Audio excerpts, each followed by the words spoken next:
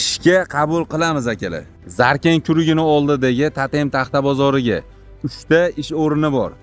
Bittasi hisobchi buxgalter. Kompyuterda tushunadigan bo'lish kerak. Hisob kitobni zo'r bilish kerak. Bitta hisobchi buxgalter olamiz. Ikkinchisi sotuvchi olishimiz kerak. Sotuvchidan qilinadigan talab halol bo'lish kerak, rostgo'y bo'lish kerak. Ishga mas'uliyatli, vaqtida kelib, vaqtida ketadigan bo'lish kerak.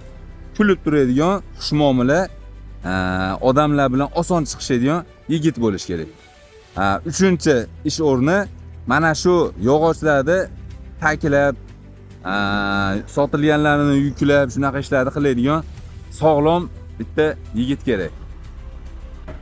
Agar o'zlaringizni mana shu men aytgan vazifalarni bemalol bajara olaman, uddasidan chiqaman deydigan yigitlar bo'lsa, bizga aloqaga chiqinglar, mana shu nomerlarga kelsalaringiz suhbatlashib,